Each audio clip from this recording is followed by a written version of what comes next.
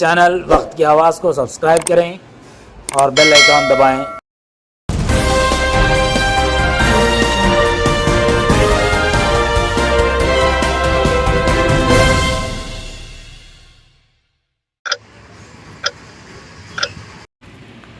नाजरीन, वक्त की आवाज़ चैनल में आपका इस्तकबाल है।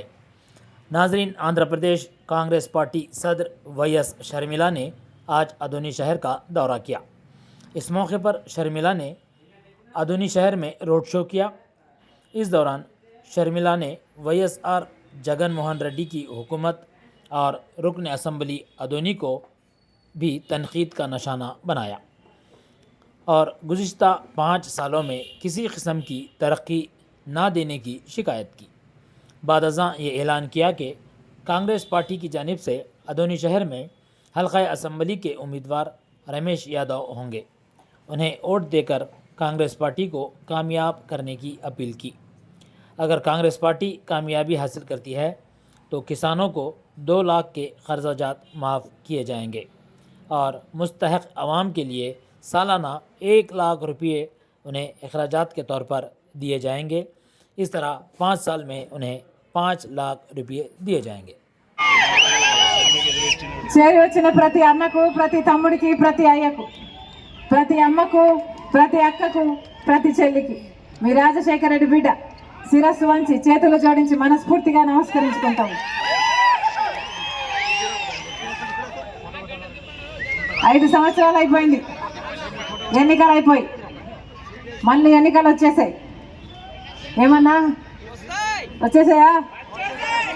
ఎంతంట ఓటుకి? ఈసారి ఎంత? 5 2 2000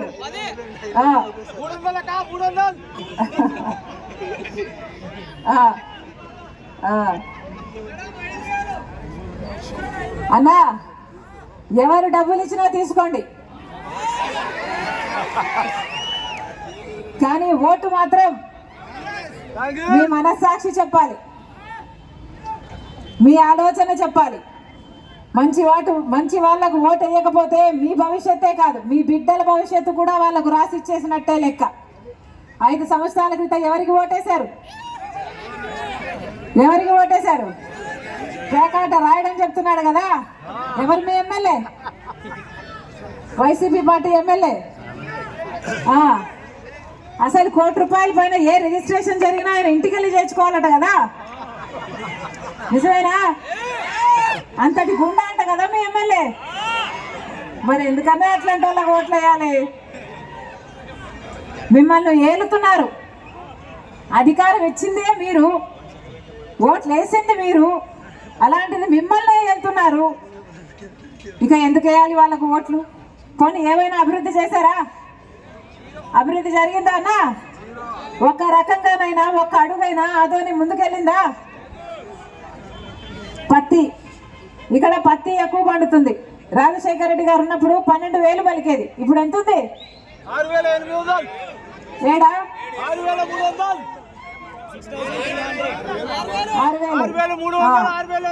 మరి అప్పుడు అంత పలికింది కదన్నా. మరి ఈ నాయకులు ఏం చేస్తున్నారు? 5 సంవత్సరాలు అయింది కదా అధికారంలోకి వచ్చి, ఒక రకంగానైనా మేలు చేశారా? ఆలోచన చేయండి. అందుకే ఓటు అనేది మీ చేతిలో ఉన్న ఆయుధం అన్నా.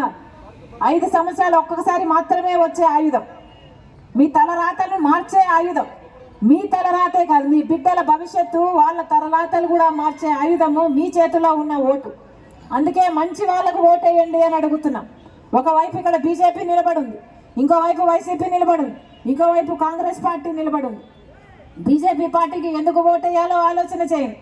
బీజేపీ పార్టీ 10 సంవత్సరాల అధికారం ఉంది. 10 సంవత్సరాలుగా అధికారంలో ఉండి కూడా బీజేపీ పార్టీ మన రాష్ట్రానికి ఏం చేసింది? ఒక్క రకంగానైనా మేలు చేసిందా? ప్రత్యేక హోదా 10 సంవత్సరాలు అయింది బీజేపీ పార్టీ ఇస్తానని చెప్పి, ప్రత్యేక హోదా ఇప్పటికీ కూడా ఇవ్వలేదు బీజేపీ పార్టీ. పోలవరం లాంటి ప్రాజెక్టులు ఇప్పటికీ కట్టలేదు బీజేపీ పార్టీ.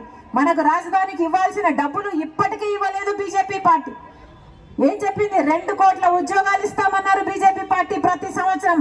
ఎన్నొచ్చాయన్నా? 10 సంవత్సరాలలో 20 కోట్ల ఉద్యోగాలు వచ్చుండాలి. మరి ఆదోనిలో ఎంతమంది బిడ్డలకు వచ్చినాయి ఉద్యోగాలు? ఆంధ్ర రాష్ట్రంలో ఎంతమంది బిడ్డలకు వచ్చినాయి ఉద్యోగాలు? కనీసం 1 కోటి మందికి వచ్చినాయా? 10 లక్షలు వచ్చినాయా అంటే సున్నా, గుండు సున్నా. బీజేపీ పార్టీ ఏం చేసింది? రైతులకి రెట్టింపు దుగుణం చేస్తానన్నారు కదా, ఆదాయం అయిందా అన్నా? అయిందా? బాగుందా వ్యవసాయం? మరి ఏం చేసినట్టు బీజేపీ పార్టీ? మతతత్వ పార్టీ. మతం పేరుతో చిచ్చు పెట్టాలి, ఆ మంటలో వాళ్ళు చలి కాచుకోవాలి. ఇది కదా బీజేపీకి తెలిసిన రాజకీయం? ఏం చేసింది బీజేపీ పార్టీ? ఒక మతాన్ని అవమానించాలి, ఇంకో మతాన్ని రెచ్చగొట్టాలి. ఇదే కదా బీజేపీకి తెలిసిన రాజకీయం? అలాంటి వాళ్ళకు ఓట్లు వేయాలో లేదో మీరు ఆలోచన చేసుకోండి. ఇప్పుడు బీజేపీ అభ్యర్థి నాన్ లోకల్ అట కదా, అవునా? మరి అలాంటి వాళ్ళు కావాలన్నా కనీసం మీరు పిలిస్తే పలకకుండా ఉండే వాళ్ళకు ఎందుకు ఓట్లు వేయాలో ఆలోచన చేయండి. ఇంకోవైపు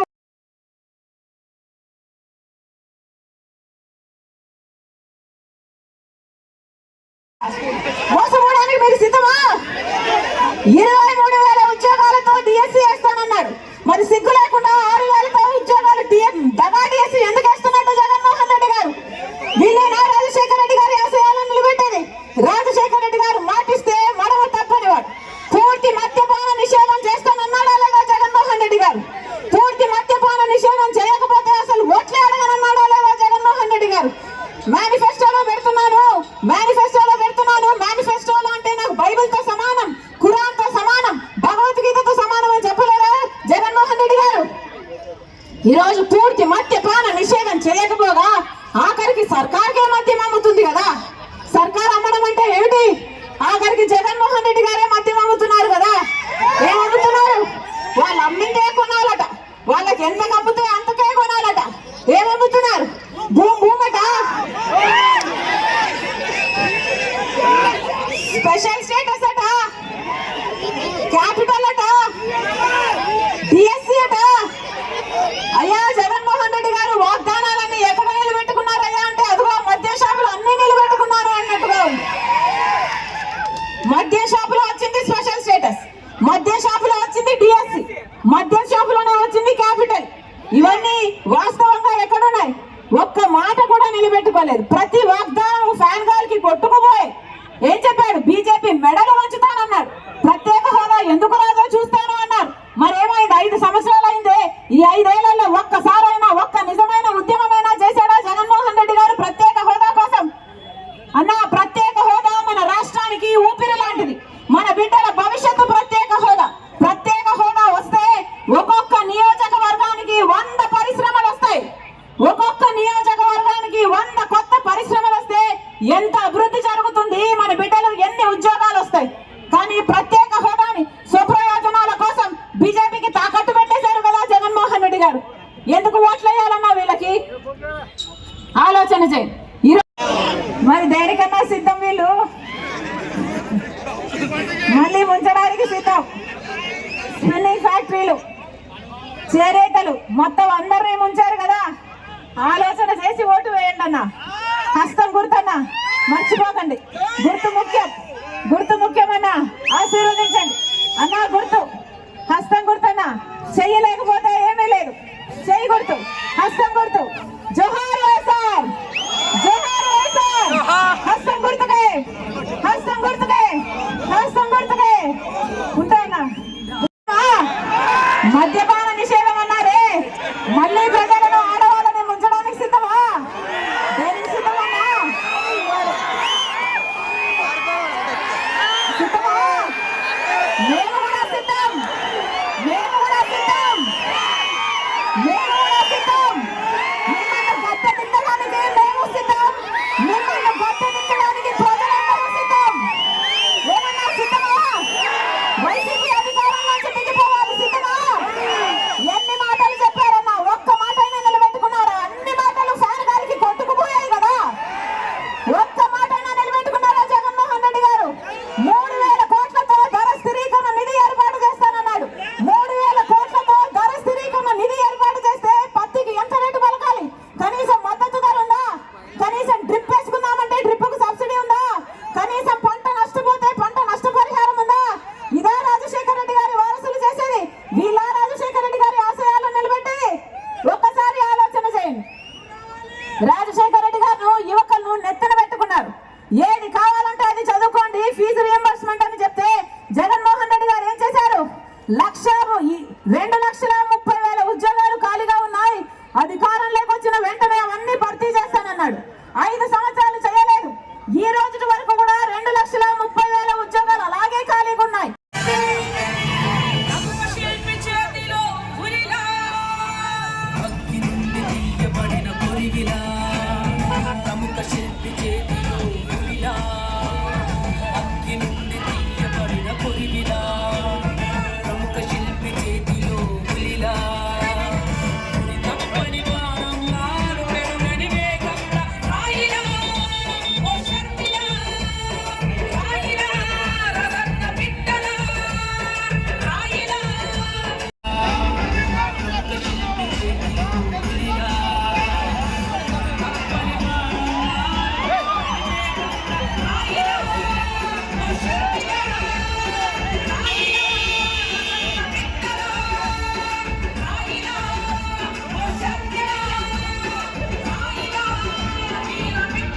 షర్మిలమ్మ అటువంటి అభిమానులు షర్మిలమ్మని సీఎంగా చూడాలని, రాహుల్ గాంధీ ప్రధానమంత్రి చూడాలని భావిస్తారని నేను కోరుతున్నాను.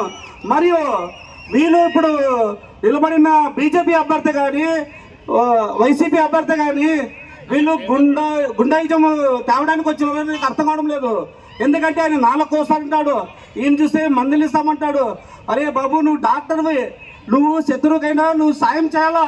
అట్టడిపై రోడిజం చేసేట్లా నువ్వు ప్రజలకు రేపొద్దున నువ్వు గెలిస్తే ఈయన గుండాకూరు రోడిజం తేవడానికి నువ్వు వస్తున్నావా? అర్థం కావట్లేదు. తర్వాత రాజకీయంగా ఇటువంటి నాయకులకి ఓటేస్తే మన గోతు మనమే దూకుంటాము.